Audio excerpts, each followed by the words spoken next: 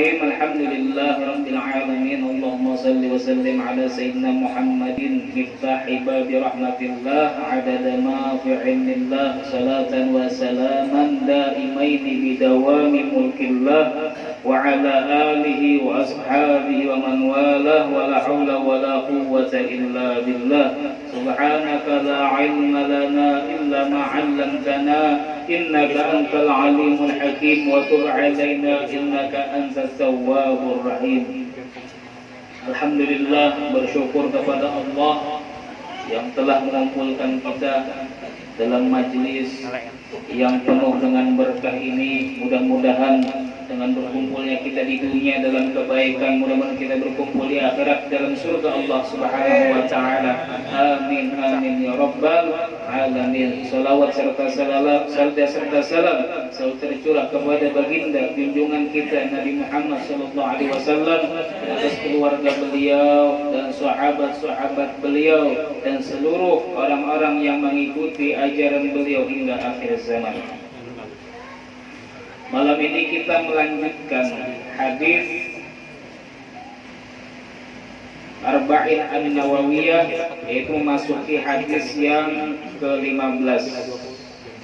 Hadis yang ke-15 ini menerangkan tentang berbicara dengan kebaikan dan memuliakan tetangga dan memuliakan tamu. 3 itu yang akan kita bahas pada hadis yang akan kita baca ini. An Abi Hurairah radhiyallahu taala anhu, daripada Abi Hurairah radhiyallahu taala anhu, anna Rasulullah sallallahu alaihi wasallam qala, bahwasanya Rasulullah sallallahu alaihi wasallam bersabda, man kana yu'minu billahi wal yawmil akhir, barang siapa yang beriman dengan Allah dan hari akhir, falyaqul khairan, maka hendaknya dia berkata kebaikan, aw yasmut, atau diam. Wa man kana yu'minu billahi wal yawmil akhir, dan barang siapa yang beriman kepada Allah dan hari akhir, falyukrim jarahu, maka hendaknya dia memuliakan akan tetangganya. Wa man kana yu'minu billahi wal yawmil akhir, falyukrim dhaifahu, dan barang siapa yang beriman dengan Allah dan hari akhir, maka hendaknya dia memuliakan tetangganya. Rawahul Bukhari wa Muslim, meriwayatkannya Imam Bukhari dan Imam Muslim. Jadi dalam hadis ini Rasulullah sallallahu alaihi wasallam menyebutkan 3 adab, 3 hal yang mana kalau kita melakukan itu berarti itu menunjukkan iman kita itu sempurna. Apabila kita tidak melakukan 3 hal tersebut, maka iman kita jauh daripada kata sempurna. Yang pertama, Rasulullah SAW menyebutkan, barang siapa yang beriman kepada Allah dan hari akhir, maka hendaknya dia berkata yang baik atau diam. Jadi kalau kada kau pandir yang baik, pandir yang baik itu maksudnya apa? Berpandir-pandir yang baik itu pandiran yang di situ ada pahalanya. Kalau kada kau pandir yang baik yang ada pahalanya, maka hendaknya diam. Karena bepandir yang kada ada pahalanya daripada pandiran yang haram, bisa menggibah, menyebati orang. Itu pandiran yang haram, atau pandiran yang makruh, pandiran yang dibenci dalam syariat, atau pandiran yang mubah, pandiran yang boleh-boleh saja diucapkan, cuma karena pahalanya, hanya membuang-buang waktu saja, hanya membuang-buang umur saja dalam mengucapkannya, maka itu hindari. Apabila kada kau pandir yang baik, kada kau pandir yang menghasilkan pahala, maka diam. Nah, ini adalah akhlaknya orang yang beriman, yang imannya itu sempurna kepada Allah dan kepada hari akhir, yaitu hari kiamat. Dalam hadis yang lain yang sudah kita sebutkan sebelumnya, Allah Rasulullah bersabda, "Min husni islamil mar'i tarkuhu ma la ya'nihi." Termasuk tanda sempurnanya iman seseorang, ia meninggalkan perkataan yang tidak ada gunanya. Itu tandanya kesempurnaan orang yang beriman. Manusia itu inya bepandir bisa juga diam, bisa bepandir bisa diam. Kalau manusia bepandir, maka pandirannya itu bisa baik, bisa kada. Kalau pandirannya itu baik, maka itu keuntungan baginya. Kalau pandirannya itu jelek, maka itu kerugian baginya.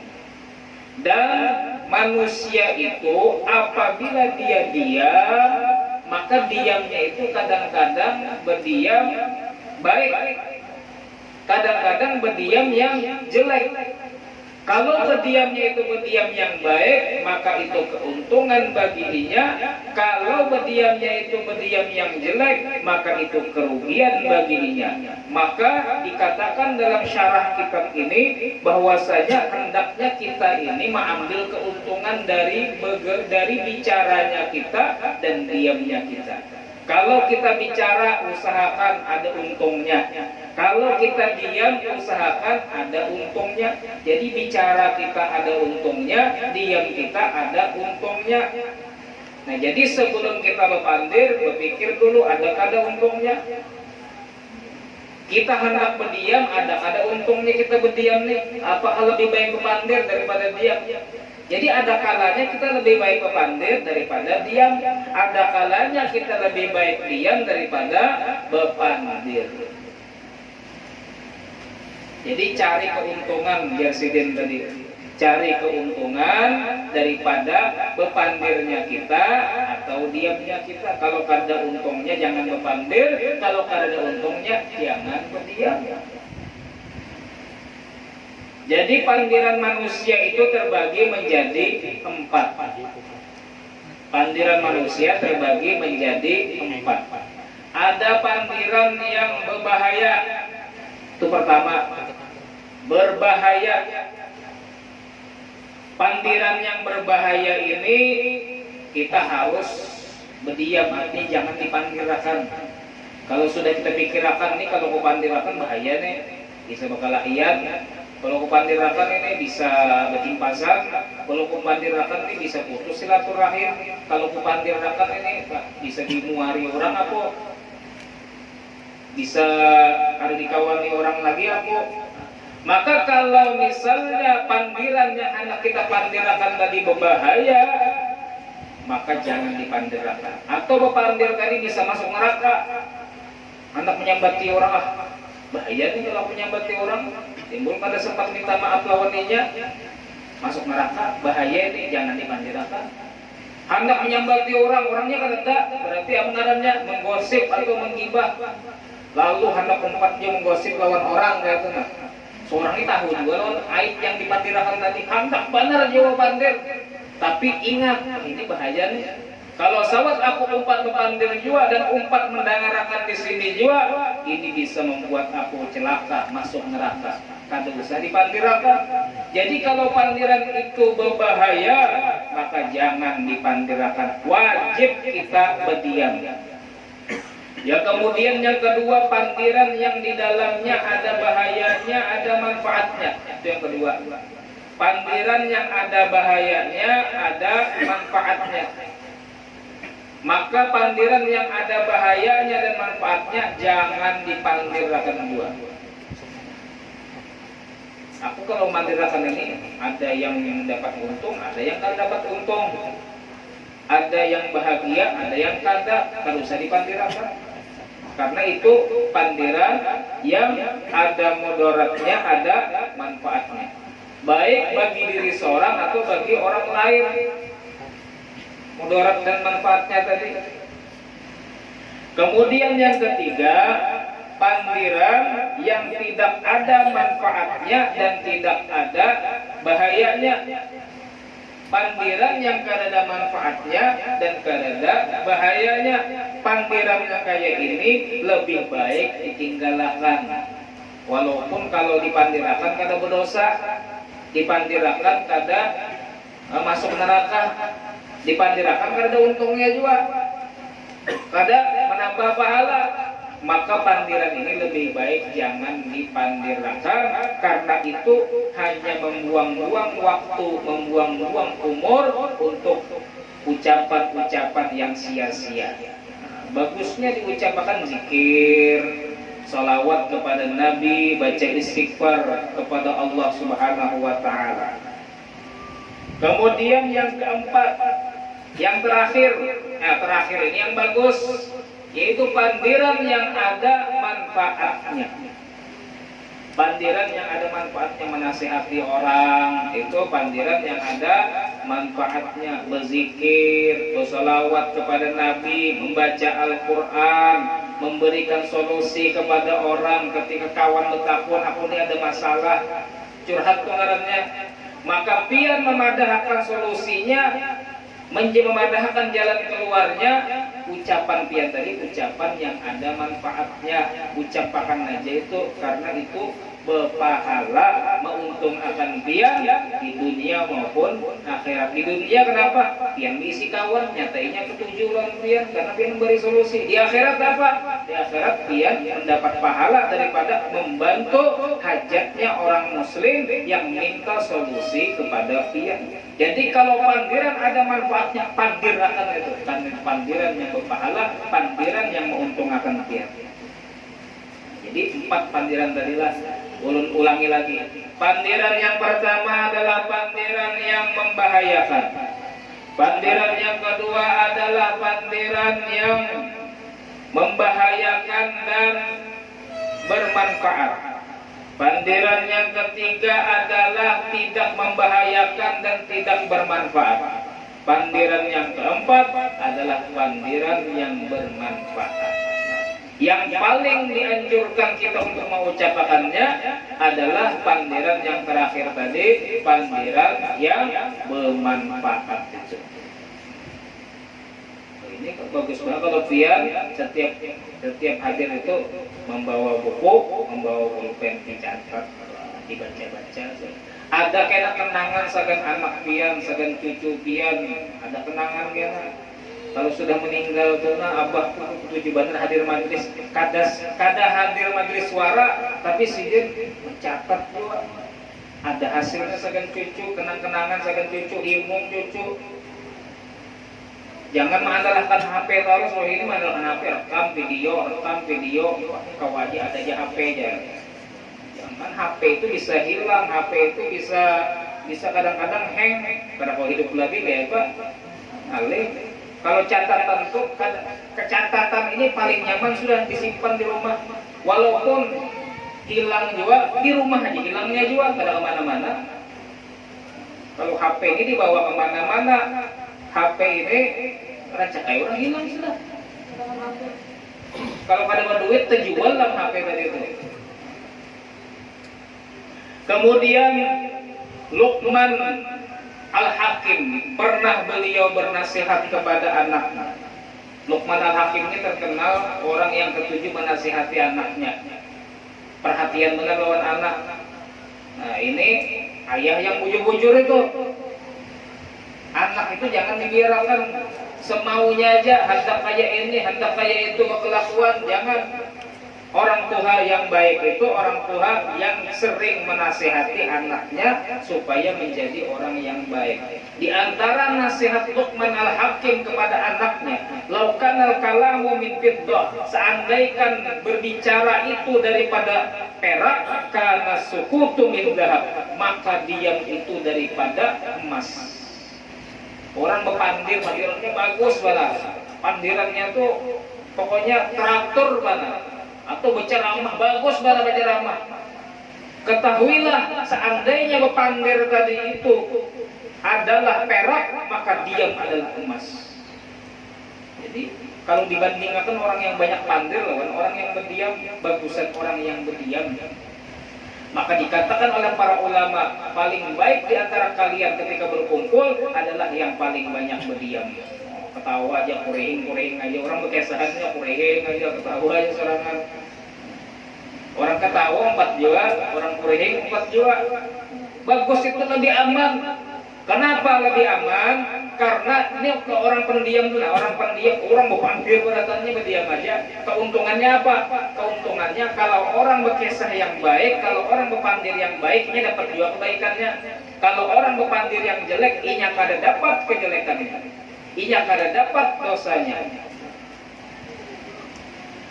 Kemudian para hadirin hadirat yang dimuliakan oleh Allah Subhanahu wa taala, dikatakan juga dalam sebuah hadis yang lain, man somata najah, barang siapa yang diam maka inya selamat.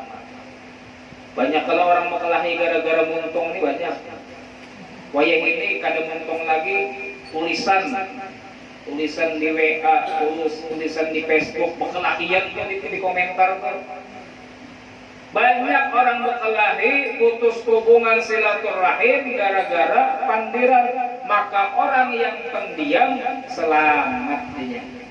Orang yang banyak pandir pasti banyak salahnya juga.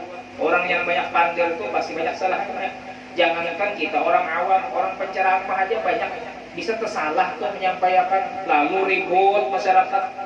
Kenapa aja penyampaian kayak itu? Apalagi wayang ini ada video, orang tersalah berceramah, bahaya nggak di video ini? Masuk YouTube, ada tersalah dipotong orang kayak 5 detik misalnya, ada tersambat apakah dikiralakan orang, wah sesat ya. Jadi orang yang banyak pandir pasti ada salahnya.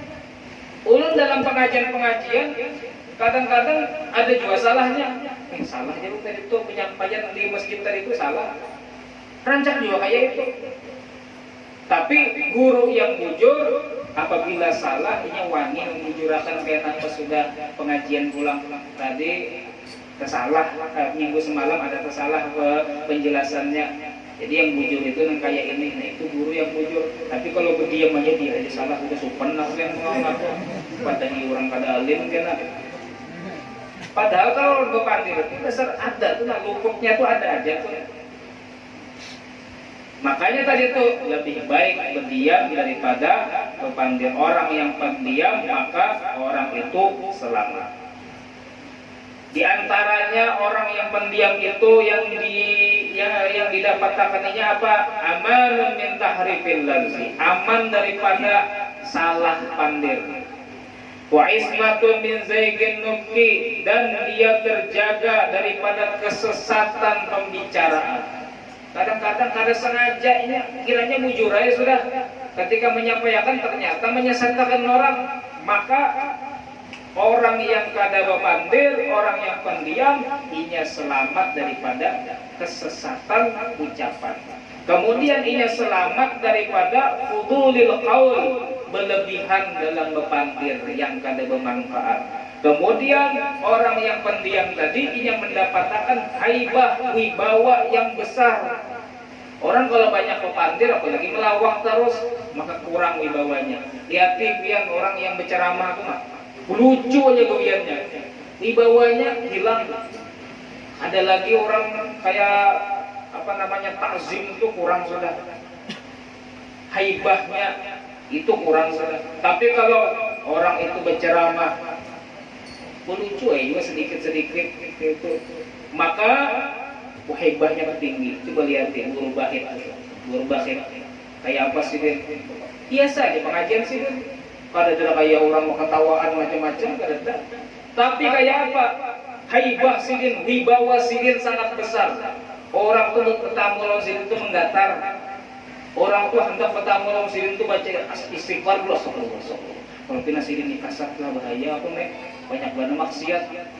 Orang pendiam kayak itu, tapi kalau banyak pandir, lucu terus, nah ini hilang wibawanya akhirnya.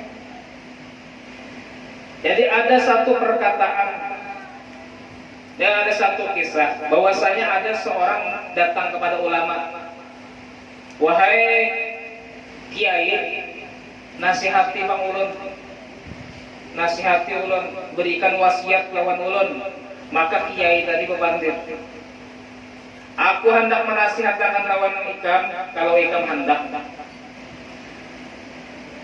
Yang mana nasihatku ini mengumpulkan ilmunya para ulama dan hikmahnya para ahli hikmah dan obatnya para dokter. Jadi 3 nih nasihatnya nih. Nasihat yang pertama, ilmunya para ulama berataan terkumpul di situ. Nasihat yang kedua, hikmahnya para ahli hikmah terkumpul juga di situ. Kemudian nasihat yang ketiga, obatnya para dokter terkumpul juga di situ. Jadi 3 nasihat ini hendak dinasihatkan saja. Jangan akan kalian muji-muji. Selanjutnya juga nih kita mengambil nasihat ini. Adapun ilmu ulama Jarsidin, ilmu ulama itu apabila engkau ditanya tentang sesuatu yang tidak kamu ketahui, maka ucapkanlah aku tidak mengetahui. Jadi kalau pian itu ditakun masalah hukum misalnya, Pak, hukum ini apa hukumnya? Ada tahu. Bagus pian ucapkan ada tahu tadi daripada kisah tahu. Mondok kada bisa, tempat pengajian kada bisa, dia takuni hukum kisah bisa. Nah jangan ketika pian kada tahu ucapkan tahu kada tahu. Takuni guru aja, takuni kiai aja. Jadi yang pertama itu ilmu ulama tercakup di dalamnya apa? Apabila tidak tahu, ucapkan tidak tahu. Nabi Muhammad itu pernah juga beberapa kali sidin ditakuni tentang suatu hal, sidin memadah la adri, aku kada tahu. Sampai apabila Allah yang memberitahu, hanya sidin memadahkan. Nengkaya orang bertakun, wahai Rasulullah, roh itu apa kayak apa? Gerak roh itu, ya Rasulullah, aku kada tahu. Baru tahu Allah yang menjawab akan akhirnya. Nah kayak itu Rasulullah aja wani kepada kada tahu, kada sopan kepada kada tahu. Masa kita ini umat Rasulullah mondok kada jua, tempat pengajian jarang, kisah tahu tentang agama. Nah, jadi kalau kada tahu, ucapkanlah kada tahu. Bahkan orang yang wani mengucapkan kada tahu itu menunjuk akadnya takwa lawan Allah Subhanahu wa taala. Ada orang datang masuk ke satu kampung, orangnya ini kada orang alim, tapi orang melihat ini pina orang alim, kan pina penampilan orang alim kan. Sekalinya ada orang meninggal di kampung itu, kada ada yang bisa mandiakan, maka orang yang disangka orang alim tadi disuruh memandiakan. Inya nih sopan juga, kalau penampilan sudah harap, kada bisa sopan. Akhirnya inya diminta memandiakan akunnya. Akhirnya dimandiakan mayat tadi tergugur ke dalam got. Tadi bisa mandiakan barang aja tergugur dalam got. Maka orang-orang menunggui di muka lawang. Kenapa ini kada keluar nih lawas benar memandiakan. Sekalinya diketok. Oi, sudahkah? Waktu dibukai lawang. Mana mayatnya kada ada jerubuhannya? Mayatnya dimandiakan malaikat. Ini mayatnya ini wali min auliyaillah, termasuk daripada wali Allah. Jadi ini dimandiakan oleh malaikat, sudah baru saja diurusi. Jadi pura-pura ya. Sudah pertama kali sudah nengkai orang alim, jadi ketarusan lain berdusta sudah. Padahal mayatnya tadi tergugur dalam got, masuk ke dalam got. Karena kayak itu kalau orang sudah wani berdusta sekali, kisah alim, kisah tahu, maka ini akan ditakuni orang tarus kena. Oh, hukumnya anu kayak apa? Hukumnya anu kayak apa? Sesat berataan orang disesatkan oleh jawaban-jawabannya tadi itu. Banyak tuh orang tiba-tiba berkemis, berpulang, bersurban, sampai takuni orang hukum. Sambat terus, pokoknya takuni orang hukum, jawab terus. Padahal bebarangan. Makanya kata ulama, janganlah kamu berdusta seakan-akan kamu tahu satu kali, karena itu akan membuat kamu akan ditanya oleh orang terus menerus sampai kamu nanti kewalahan jadinya. Karena takutnya orang terus kenapa? Ada satu saat tuh inya kada bisa menjawab karena kawal lagi berdusta.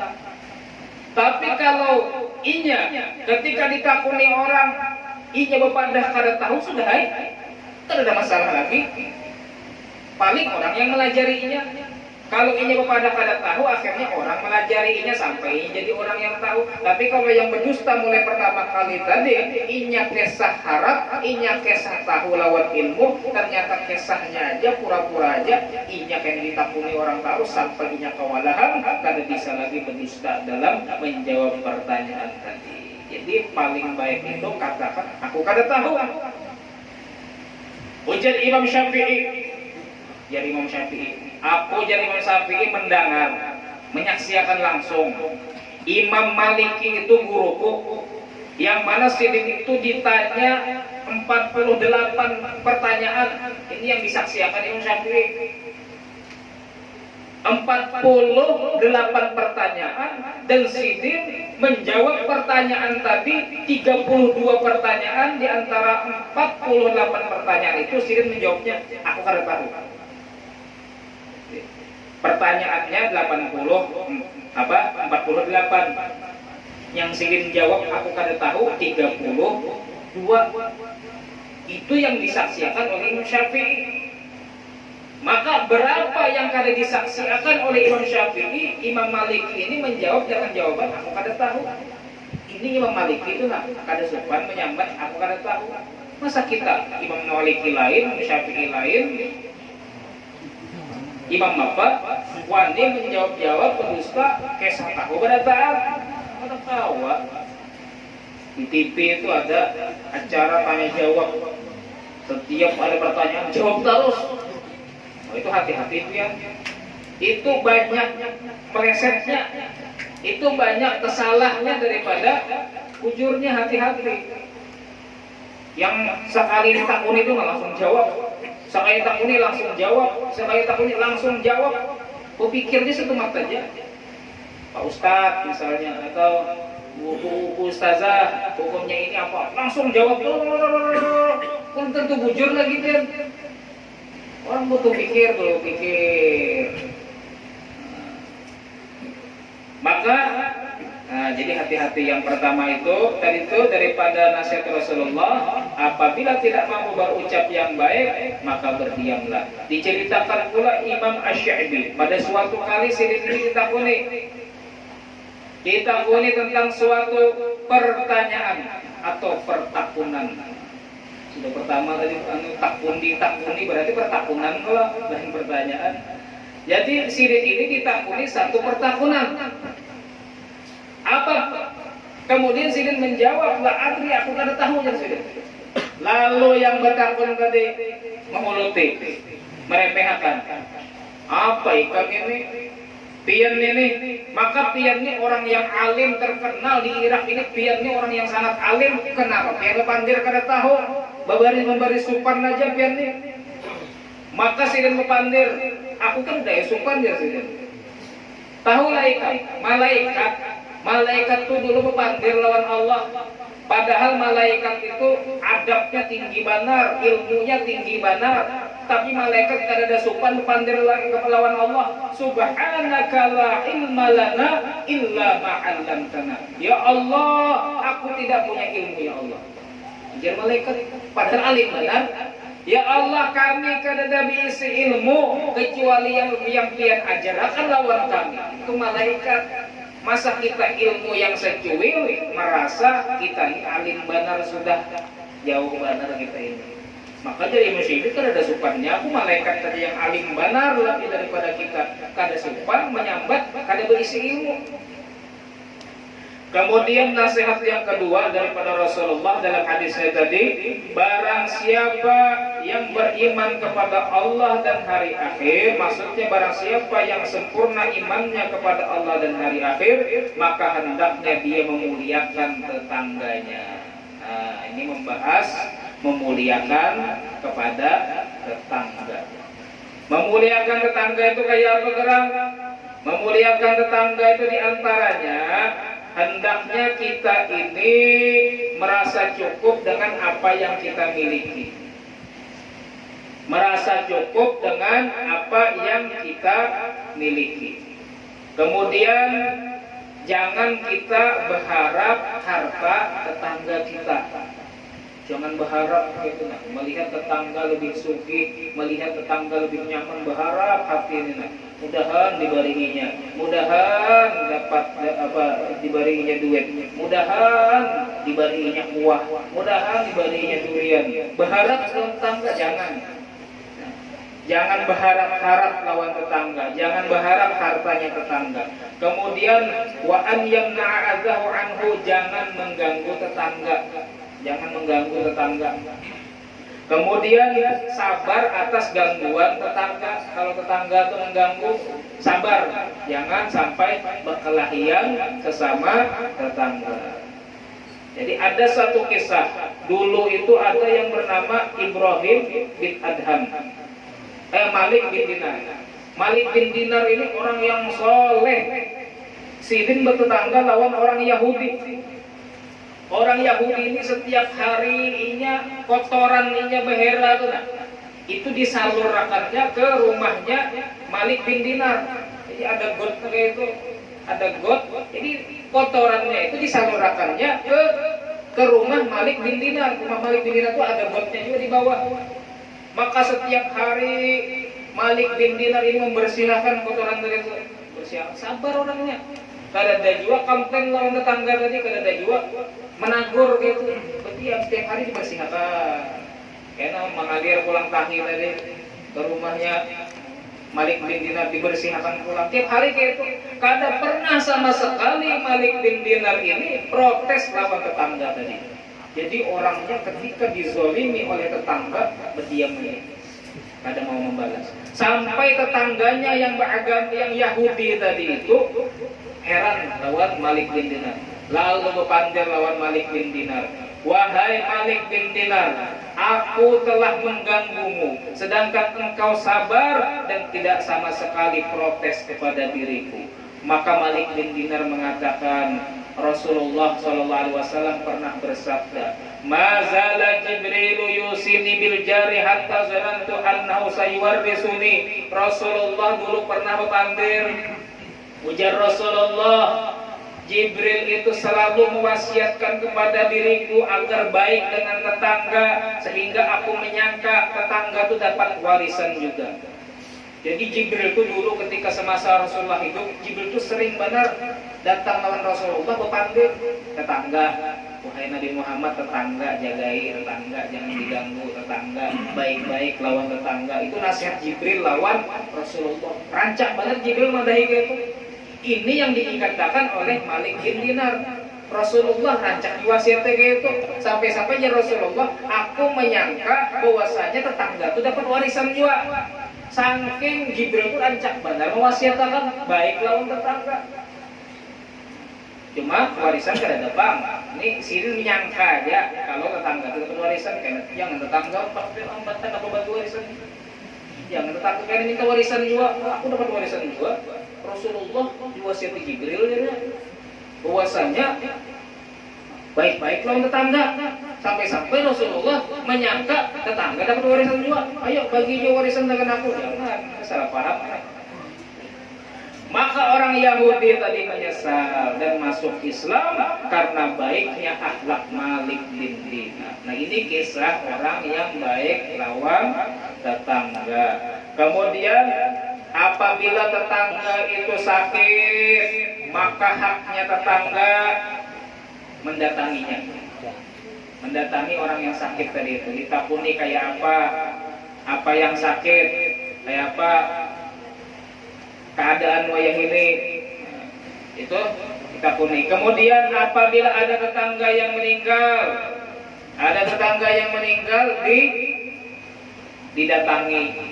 datangi keluarganya, ucapan bela sungkawa, dan lebih baik lagi umpat sampai ke kuburnya. Dan apabila tetangga mau berhutang, maka dihutangi. Apabila tetangga mau berhutang, maka dihutangi. Apabila tetangga mempunyai kesalahan, mempunyai aib, jangan dibongkar. Apabila tetangga dapat kebaikan, maka senang hati kita.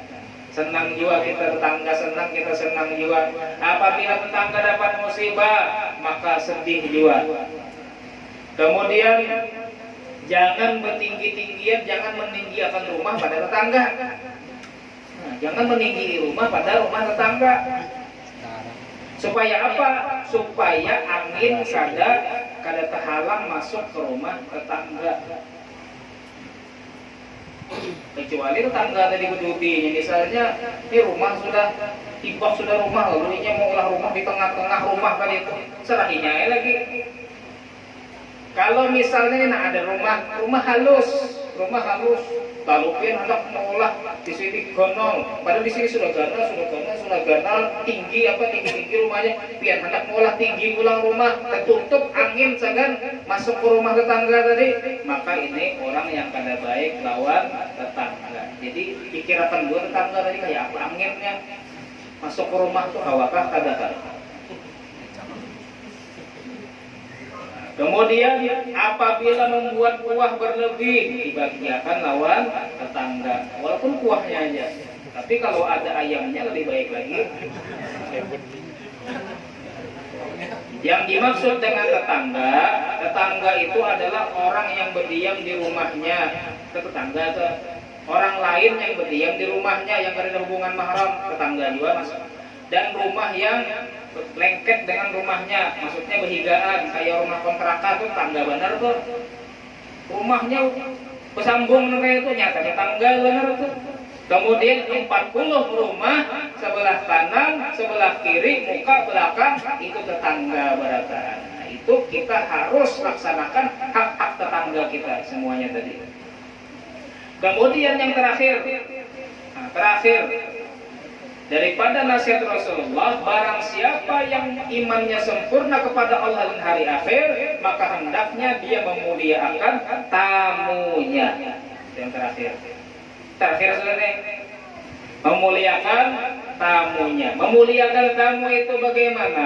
Memuliakan tamu itu baik tamu tadi kaya ataupun miskin. Cara memuliakannya adalah dengan baiknya menyuguhi makanan kepada tamu, menyuguhi minuman kepada tamu, berbicara dengan baik kepada tamu dengan wajah yang senyum, wajah senyum, jangan muha kada senyumnya, menyuruhnya jalan makanan tapi muha kada senyum, menyuruhnya jalan minuman tapi kada senyumnya. Ini orang kada nyaman lalu, coba senyum aja dia. Tapi senyum tadi lihat dulu gigi kuning kan ada. Kemudian bagusnya berbicara kepada tamu tadi, panggil tadi bagus, kada menyinggung tamu, bagus kebang. Ucapkan ucapan-ucapan yang sekira tamu tadi nyaman di rumah dia. Jangan mengucapkan ucapan-ucapan yang mengolah tamu tadi kada nyaman, misalnya.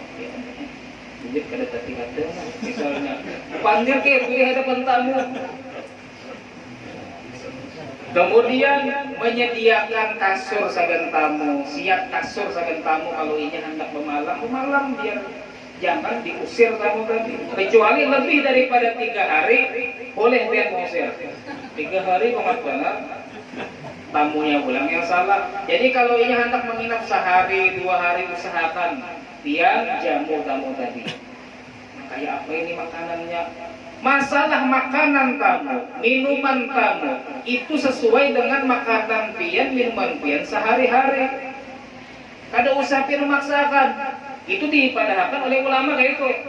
Supaya pian kada muar lawan tamu, pian itu menyuguhi tamu makanan, minuman dan lain sebagainya itu sesuai dengan apa yang pian makan, pian minum tiap hari itu juga. Jangan dipaksakan. Pian sehari-hari makan tahu tempe, ketika ada tamu pian abut mukar ayam, abut mukar daging. Ini mengolah pian kada ketujuh lawan tamu akhirnya. Ketika ada tamu muar, Kenapa? Ini pacaran duit pulang keluar ini. Jadi pian suguhakan yang ada di rumah pian aja. Itu aja. Itu nasihat daripada ulama supaya kita itu kada muar lawan tamu.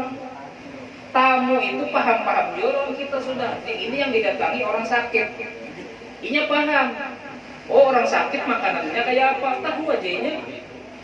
Kalau inya menuntut Oh, aku harus dimakani nyaman, pokoknya aku harus dimuliakan banget, minumin minumannya apa ngarannya, jus, harus jus apa nih, maka tamunya ulang yang kurang ajar.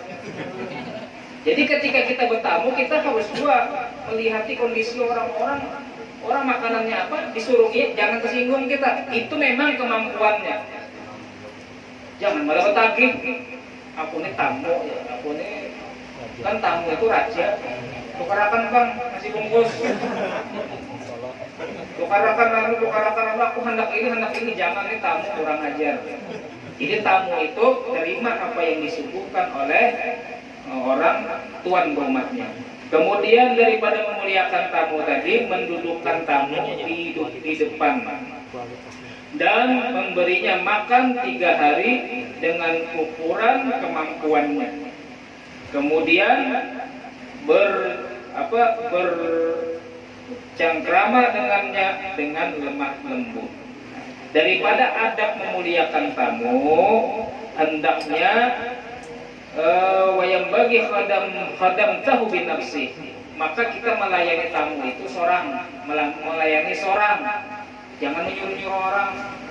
Rasulullah itu ketika ada tamu, sidin seorang yang melayaninya, sidin yang mengandakakan saben lapik duduknya, sidin yang menyorongi makanan, sidin yang menyorongi minuman, itu Rasulullah SAW. Itu adabnya Rasulullah. Dan kayak itu juga para khulafaur rasyidin, Sayyidina Abu Bakar, Sayyidina Umar, Sayyidina Utsman, Sayyidina Ali, kalau ada tamu ke rumah sidin itu yang melayani tamu-tamu tadi. Jadi kalau perlu minuman tadi pian yang menuangkan, pian ulahkan kopi, ulahkan teh pian tuangkan. Kalau habis tuangkan, ulang habis tuangkan, ulang habis sudah nasinya tambah. Jadi pian yang melayani tamu tadi, kalau perlu pian yang menambahkan. Nah, makannya lagi banyaki, ada aja lagi nasinya.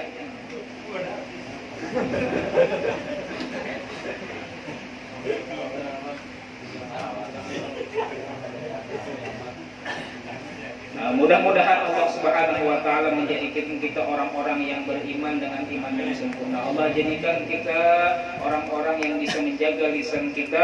Allah jadikan kita orang-orang yang bisa memuliakan tetangga dan memuliakan tamu kita. Mudah-mudahan Allah Subhanahu wa taala mengampuni dosa-dosa kita, dosa kedua orang tua kita, dosa orang-orang yang kita cintai, dan mudah-mudahan Allah Subhanahu wa taala tidak mematikan kita kelak kecuali kita dalam keadaan taat kepada Allah, dalam keadaan bisa mengucapkan la ilaha illallah. Amin amin ya rabbal alamin. Di sirril Fatihah. Siratal ladzina an'amta alaihim ghairil amin. Bismillahirrahmanirrahim. Wa sallallahu ala sayyidina Muhammad. Allahumma inna nas'aluka ziyadatan fid din, barakatan fil umr, wa sihhatan fil jasad, wa sa'atan fil rizqi, wa tawbatan qabla al-maut. Amin.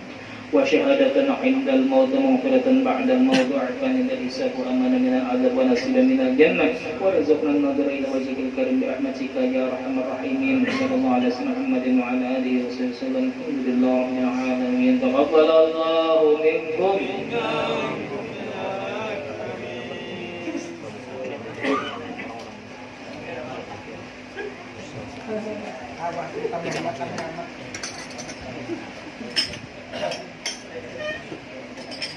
Postingan dulu ya? Iya, langsung. YouTube.